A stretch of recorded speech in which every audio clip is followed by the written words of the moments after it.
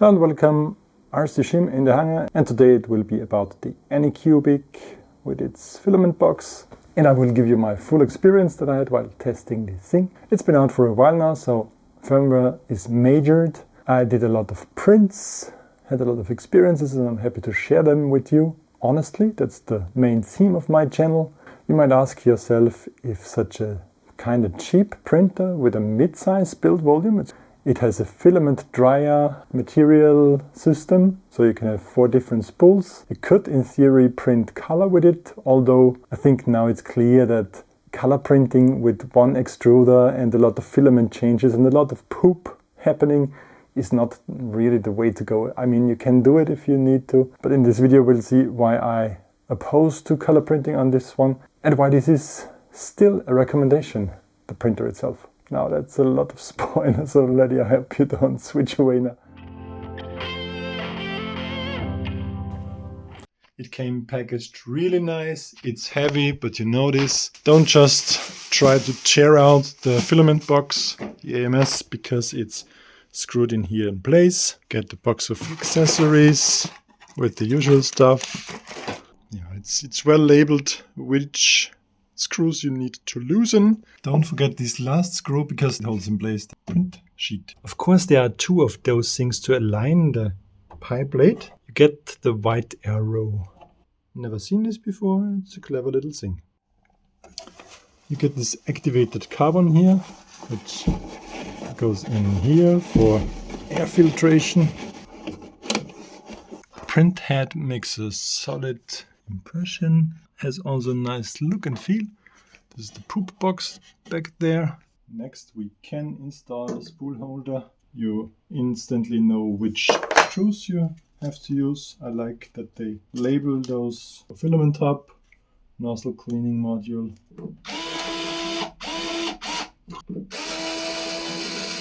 So now we have the spool holder installed there in the back, which sucks a bit. I plan to use it over there, where I have no access to the back. Also really easy installation. You insert this single tube here, and the 4 tubes go to the filament box. I like their cabling. You cannot install them the wrong way. So this is a 6-pole. This is only a 4-pole one on this side. To increase the cable reach, I will mount this 3M dual lock. I think you should take care that this is not too much of an angle, because filament might get stuck. Getting this in place is a bit tricky, but if you pull it out and installing these blue splinters, it's almost easy. The filament box needs its own power cable, because it's a filament dryer as well. I say we can move a maximum of 50 centimeters above printer. A comparison for you, this is the Printquality CFS, the Ace Pro, the Anycubic. First boot up, boot animation.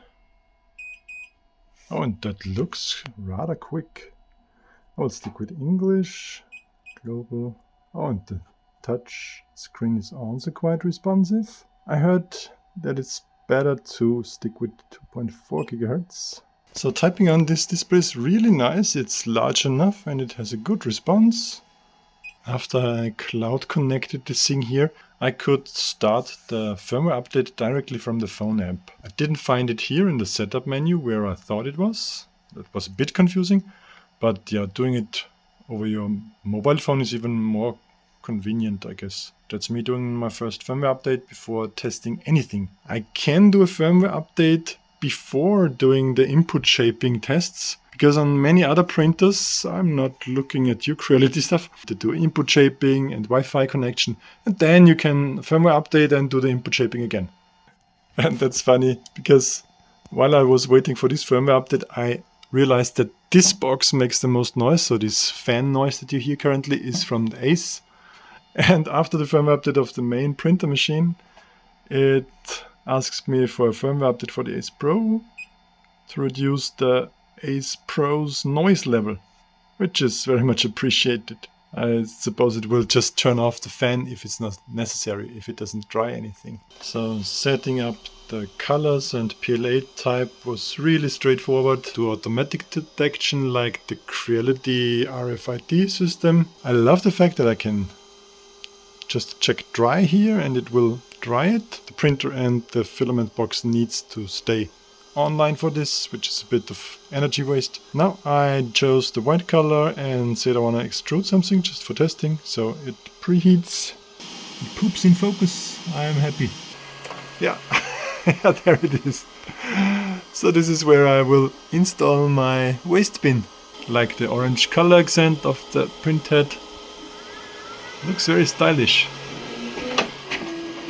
Yeah, and another one.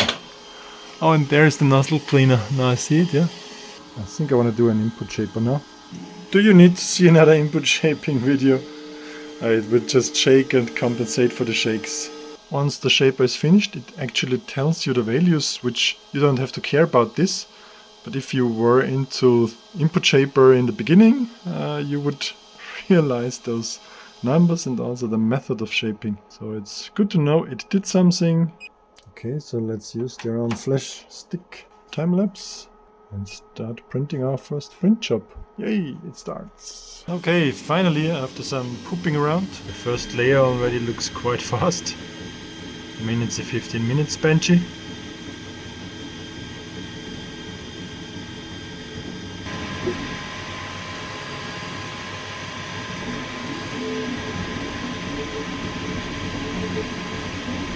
Look at that. Speed is amazing. And it was done in 30 minutes instead of the advertised 14 minutes 36. Okay, so that's something. But let's see. There is some ringing over there. But hey, for such a fast benchy. I mean, I can remember a time where benches really looked like shit. Ah, there's a bit of stringing. Okay. But overall, the print quality, I like it. Totally usable. Okay, this is the FDM 3D printer test. Usually always print stringing hell, but that's intention. I rarely see a print where there's no stringing. This is to provoke stringing. Let's see about the precision. So watch these cylinders. How much of them come off easily? At least 3 of them. But the 03 is also very loose. Since I printed in 0.2 millimeter layer height, it's rare that this is good, but the precision is also not too bad. What about these bridge tests here? They look decent as well. Indirect overhangs are a bit problem. Overhang here on the 15 degree. I've seen better overhangs than this, but it's okay. And also here on this tower, I saw it during the print. It's almost a bit of a failed print there. But once again, this is a provoked overhang situation. I mean, one thing I noticed, the shadows for a standard profile and for quite high speeds. So this was 1.5 hours or 1 hour 40. It is quite decent. So overall, for my taste, this is good quality. So a quick comparison. I mean, it's different filament colors. Sorry about that. On this one, it worked way better, and that's the Ender 3v3 KE. So a very cheap Ender 3.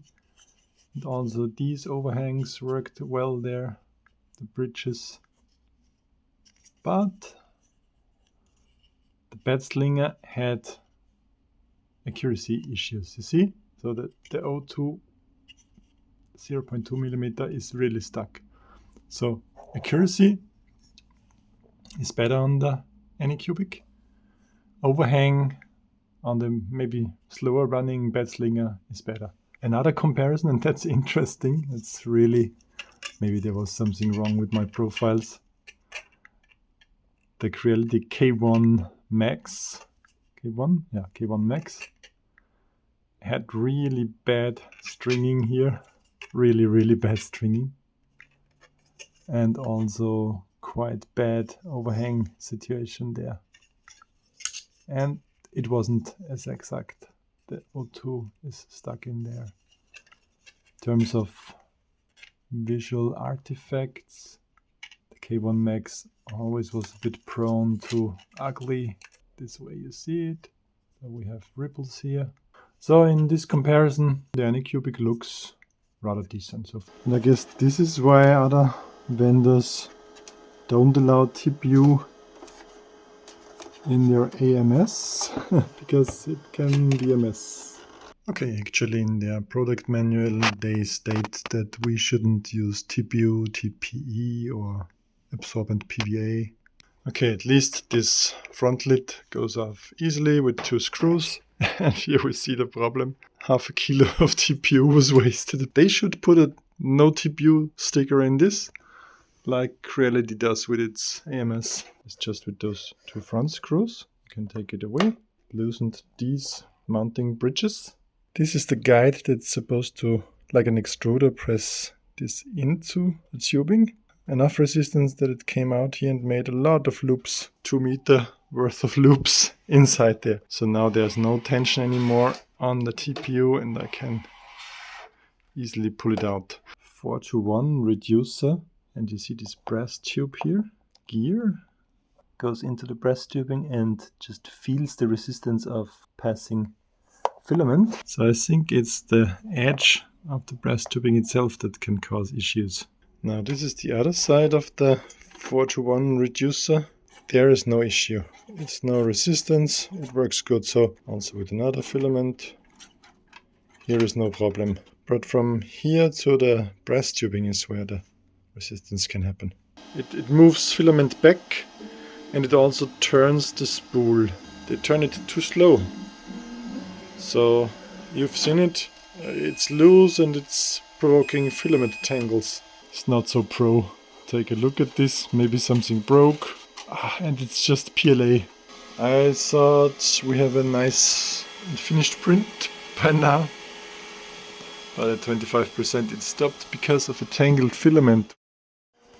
Okay, now I want to print a side spool mount for here. One thing I noticed though, I opened the brand new ABS from Overture and the guides here touch directly on the filament, and this would for sure make it tangle or not close. So the lid is actually too small. That's just a minor inconvenience. Full spools might not fit into it when the lid is closed, which would be the sense of a dry. I configured ABS so it heats up to 250. It's moving. And this here. Yay!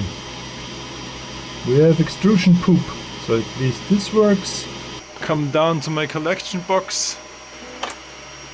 Yep. Excited to see if the print works as well. 91 degrees. Look like 10 degrees off. Rather give a bit more temperature in the settings of your ABS profile. I had to cancel this print because of some massive warping here. So I increased the temperature from 85 degrees to 100, and I also turned off the exhaust fan and all the fans completely. No, the part cooling fan is 10 to 30%. We'll see how this goes. I'm using the Anycubic Slicer next here, and it's set up as a cloud printer, not a LAN printer. The camera quality is okay. I see if the part works, like in that case now.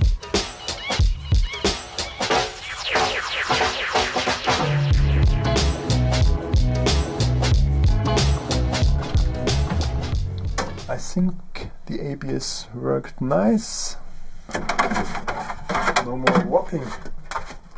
Let's take a look at it.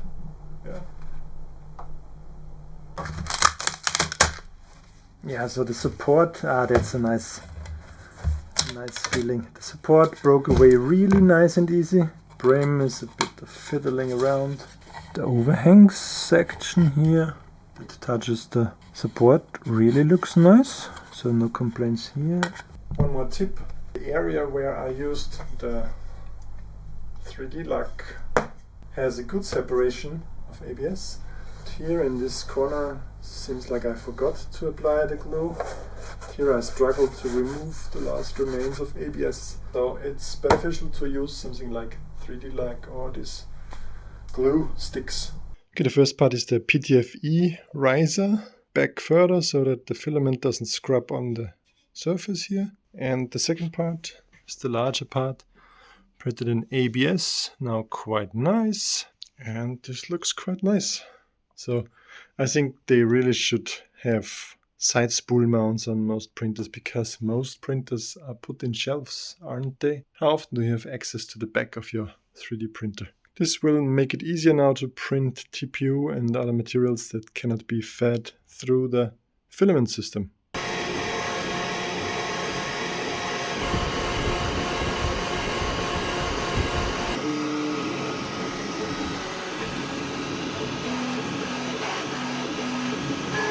Okay, the cube came out pretty nice. You see some artifacts, and also you see inside where the text is, print errors. But for the budget printer, the quality is actually really good. And this is a kind of nice print project. A lot of measuring stuff for American style baking. These functional parts with ABS actually look nice. I hope they are really stiff. Those are just angles for a curtain to be held for the stick. Just a simple installation, approximately there where the print will be, and it came off very nice. In 1 hour I could print a nylon version of my microphone stand, and we see a lot of stringing. Is this normal with nylon? Yeah, it looks better down there and it gets coarse or weird up. There might be an issue with my filament not being dried long enough. I mean, I dried it for 2 hours. I mean, the part works, it just doesn't look the nicest. But I'm not sure if I will blame the printer for this result. That's the Rinkhals. It's one of the coolest features, I think. And it's not directly from Anycubic, but from an open source developer. Apparently it's as easy as plugging in an USB stick, hearing the beep. After about 20 seconds we should see a progress bar here on the screen. This is the progress bar, okay. I didn't see this earlier. Turning green and 2 beeps was a good sign. Should be done already. So this would be the, yeah, there is the funny little icon. Benefit of Rinkhals being installed is now we have a mainsail web interface. We can have way nicer webcam view. You see the console, which is good for debugging. You see the auto bed leveling height map, which is not too bad, by the way. 0.85 millimeters. I didn't see any issues with the first layer. You see what you've printed already, and you can even go to the config files and do something there. If you're used to this web UI, you really need it, and you can even have it in your slicer. And this, for comparison, is the device view of Anycubic Next. It's not bad either. If you are okay with these kinds of functions, and of course if you need the color printing functions, I think you need to use the Anycubic Slicer Next, because I don't think it works with the Orca-Slicer. You see the printer status, you see the firmware version, you see a bit more information but not too much. And if you click it, you can enable the webcam view down there, but it's not too good. What you instantly notice about the screen, it's large and it's very responsive. So that's a big plus, nice to operate and even tiltable, but only like back, not forward. Plastic door, so no glass shattering memes. I'll give you a comparison. So this is the standard 22 by 22 size. It's a good amount smaller. That's the 30 by 30 build plate from the K1 Max, which is a large format printer. Now they have even larger ones. I have a few of those prints, like my RC car here, where the 30x30 build volume was really nice. Side spool mount that works really well. To me, the filament box wasn't as reliable as I anticipated, so I think using it just as a standard printer with an external spool is the way to go. Okay, so now you have seen my struggles with the filament box. I like that it's a dryer. I don't like that you need the printer running for the dryer function to work. It's a bit of energy waste, around 10 watts. The printer side, if it's doing nothing. I don't like how unreliable the feeding mechanism is. They had to cram this in a certain price point. The printer itself prints nice quality, fast, large build volume. It sits right in the middle. I don't often need something like the K1 Max, but I'm limited by the 22x22 build room that something like the FlashForge has. Yeah, and this Rinkhals additional firmware. So it's not a total, you have to root and install Linux things like I did in a few videos. Just plug in the USB stick and wait a few seconds and it installs it by itself. And it's easy to remove as well. It enables us to use the normal web GUI that comes with mainsail or fluid. And it also enables us to network print with Orca-Slicer if you don't want to use Anycubic Slicer next. Like, I have different brand printers. I don't want to have 3 or 4 different slicers installed on my PCs. So I really opt to go with Orca whenever I can. The webcam is okay-ish. The time lapses that I shown you in the beginning were with the earlier firmware where the bitrate was really low. The camera is medium quality. It's not high quality, full HD like on the new Bambu lab, but it's sufficient enough. It's maybe the placing is not the best, so sometimes you don't see what you need to see. A solid printer, my recommendation is to get it without the filament box and have just a good encased printer, which can print ABS, nylon, almost everything. The heating of the print bed is uneven and it shows about 10 degrees less than it actually does. So keep that in mind. If you need 80 degrees for ABS, you set it to 90, but yeah, then it just works. Okay, I hope you liked my review of the Anycubic Kobra S1. As I said in the beginning of the video, my channel is about honest reviews, so I hope you now have a good idea whether or not to buy this.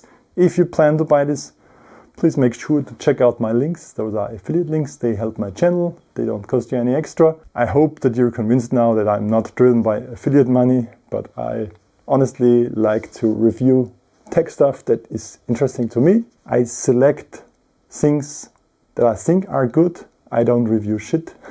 But if something's shit, then I will tell you. Thanks a lot for watching. See you next time. Bye for now.